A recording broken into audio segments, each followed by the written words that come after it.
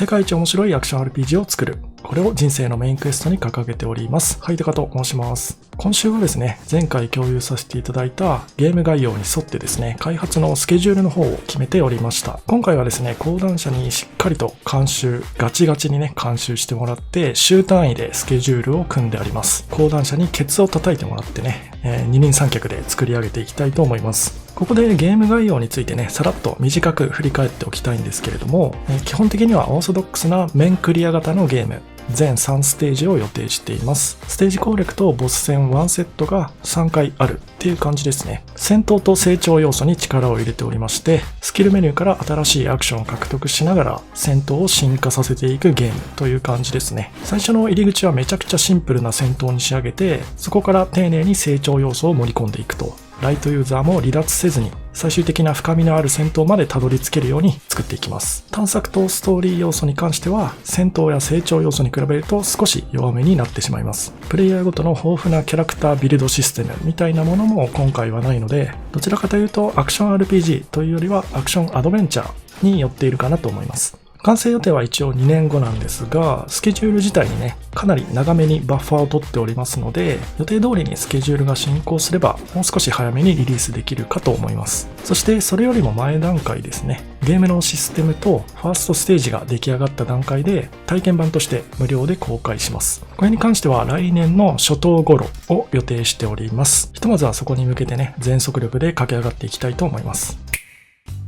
スケジュール自体はね、5月から本格始動なんですが、4月中はそれに向けたね、開発の下準備っていうものを進めています。旧知罰ではね、いろいろ反省内容がありました。ゲームの内容に関してもそうなんですが、作り方っていう部分においてもね、初めての開発だったっていうこともあって、至らぬ点がね、多々ありました。結構根元の部分からね、作り直したいなと思ってたので、今回はプロジェクトファイルごとね、新規で作って作り直していきます。ちょっといい機会なんでね、久々にゲーム作りのところをね、喋っていきましょうか。こちらはね、皆さんご存知だと思うんですが、Unreal Engine 5というね、ゲームエンジンを使って作成しています。今回もね、僕、ハイタカとプログラマーの三柳さんっていう2人でタッグを組んで作っていくので、基本的にゲーム内の素材に関しては全てアセットストアっていうところで購入したものを使っていきます。今回は移動周りですね、アドバンスドロコモーションシステムバージョン4っていうものが一番おすすめです。これおそらくアセットストアの中で最も売れてる商品なんじゃないかなと思います。レビューの数も半端ないですね。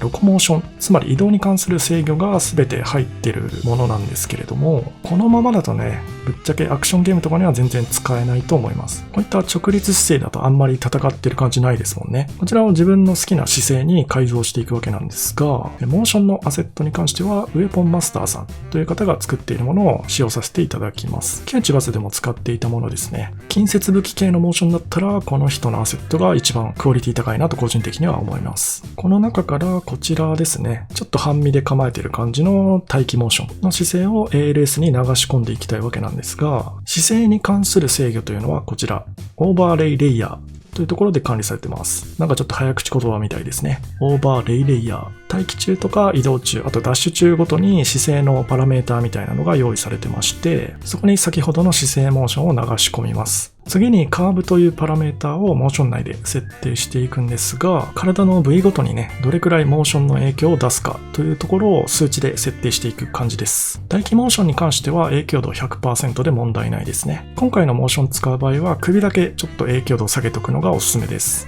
続いて移動中やダッシュ中なんですが、右手にね、武器を持ってて左腕を結構振る感じの走り方にしたいので、そういった感じのパラメータに振り分けていきます。とりあえず今回はこんな感じの数値にしてみました。これで実際にゲーム画面確認してみましょう。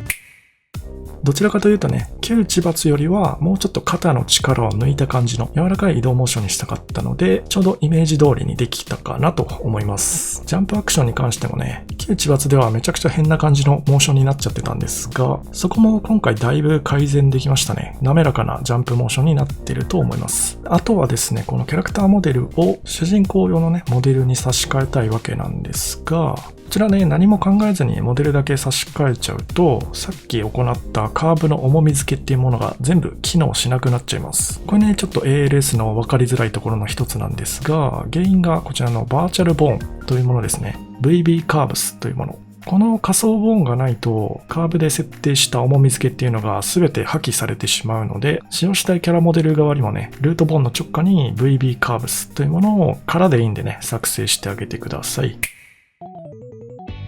というわけで無事主人公キャラで移動モーション、新しいものが実装できましたと。キャラクターモデルに関してもね、体験版リリースした後ぐらいに、つまり来年以降でモデルの差し替え、オリジナルモデルへの差し替えっていうのを考えてはいますので、そちらの方もね、期待して待っていただければなと思います。じゃあ今回はこの辺で終わりたいと思います。何か意見や感想、質問等ありましたらコメント欄までお願いします。それではお疲れ様でした。